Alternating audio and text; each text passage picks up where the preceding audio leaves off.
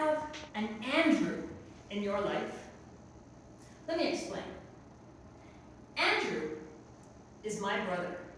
He's 4 years older than me, and while we sometimes got along, mostly, we were enemies. To set the stage, when I was born, I'm pretty sure my nose pointed in the same direction as the rest of my face. But one day, when I was 2, as I craned my neck to look up at my brother, who was standing on the roof of the garage with a basketball, he decided it would be funny to drop it on my face.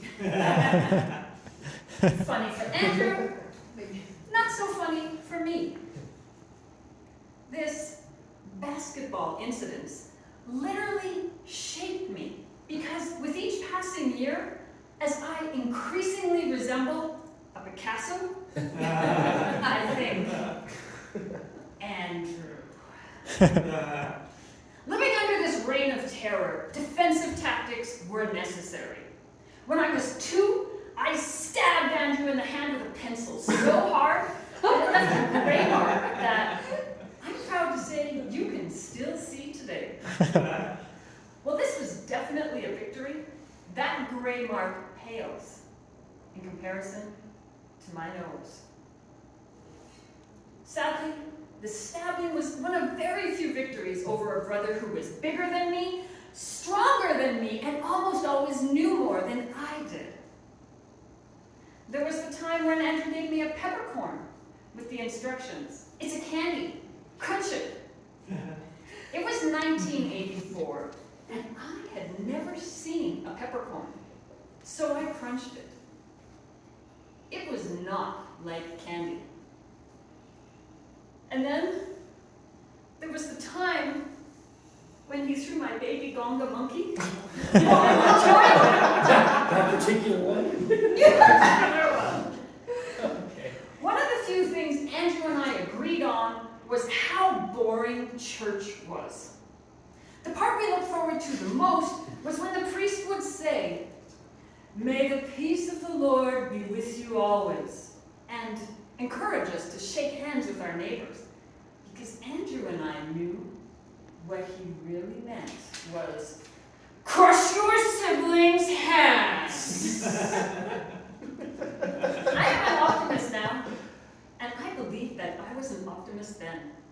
Because every Sunday, I believed that my 6-year-old hand could crush his 10-year-old hand. And every Sunday, I found myself writhing in pain in the pew, asking, not for God's forgiveness, not for God's mercy, but for Andrew's. By grade 6, things had not improved. When a school assignment asked me to describe my happiest memory, I wrote, "I feel happiest when it's Christmas, and Andrew and I aren't fighting. I love Christmas, but I hate Andrew." Such bitterness from an 11-year-old. Probably because as a little sibling, I did not get to taste the sweetness of victory very often. But while I lost most of the battles, I do believe that I won the war. Yeah. By 8 or 9, I was painfully aware that Andrew was the bigger, stronger Goliath to my David. No matter what, he almost always had the upper hand.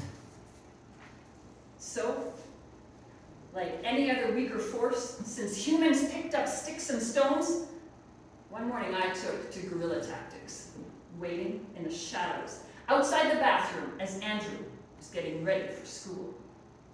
After he left, I made my move. Doing a quick reconnoiter of the bathroom, I saw the towels, the hairbrushes, the toothbrushes. Running my fingers delicately over the toothbrushes that were not mine, I selected the one that had just been used.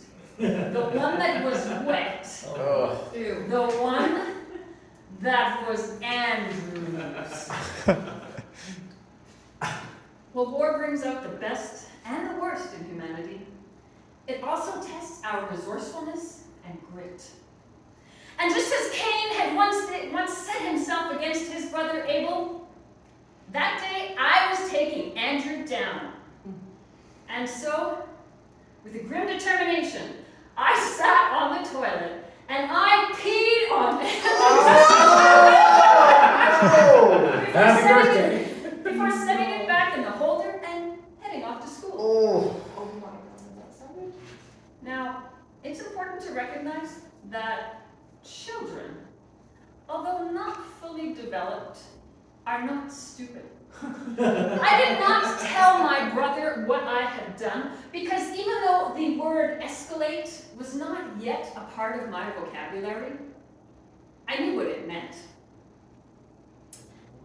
And so, for the next 15 years, even though Andrew didn't know about his compromised oral hygiene, I knew.